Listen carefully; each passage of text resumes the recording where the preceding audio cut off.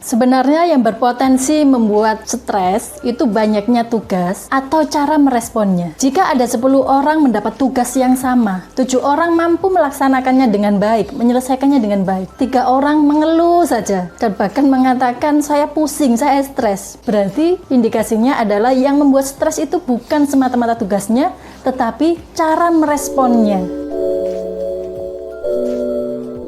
Cara agar tidak stres saat banyak tugas.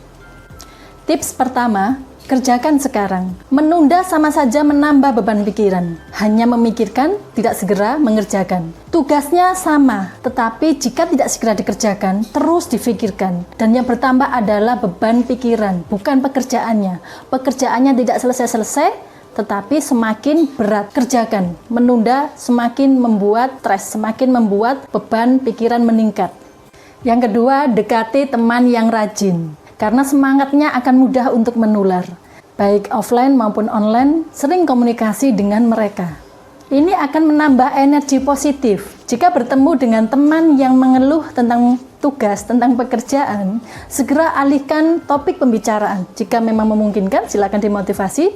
Jika tidak bisa, alihkan topik pembicaraan kepada topik lain yang menyenangkan, yang menggembirakan, supaya energi positifnya tetap mengalir dan tidak menular energi negatifnya. Yang ketiga, hindari sok sibuk.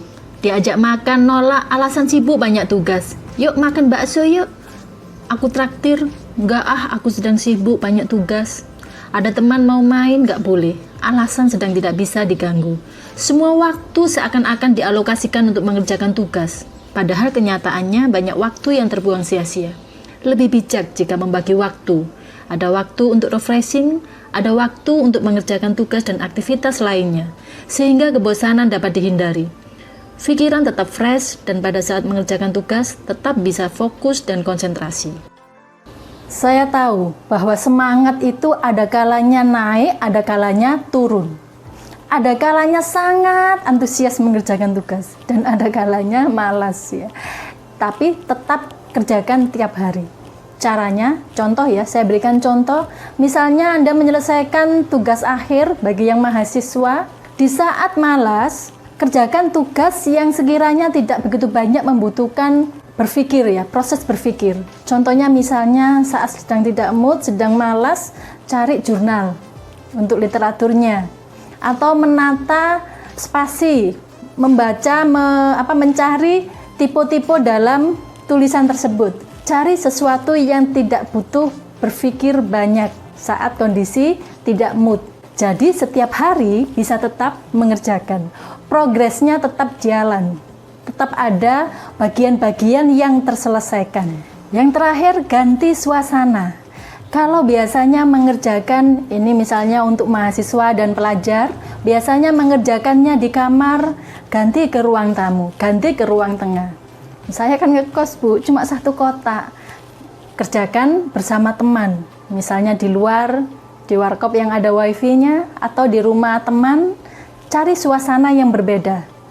Ini untuk mengurangi tingkat kebosanan, sehingga semangat untuk menyelesaikan tugas itu tetap tinggi. Kalau Anda tidak memungkinkan untuk ganti suasana, misalnya seorang karyawan, ngerjakannya harus di meja ini. Ganti tata letak apa yang ada di meja itu yang memungkinkan untuk dipindah. Misalnya biasanya kotak untuk pensil dan alat tulis itu ada di sebelah kanan, coba dipindah di sebelah kiri. Ada perubahan-perubahan kecil dan ini akan sangat membantu. Yang pasti mouse-nya jangan dipindah di sebelah kiri ya.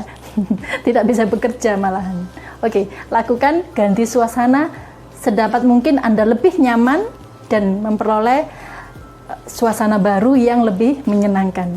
Oke, sekian sharing saya, cara agar tidak stres saat banyak tugas. Selamat mencoba, semoga bermanfaat dan tugas-tugas terselesaikan dengan baik.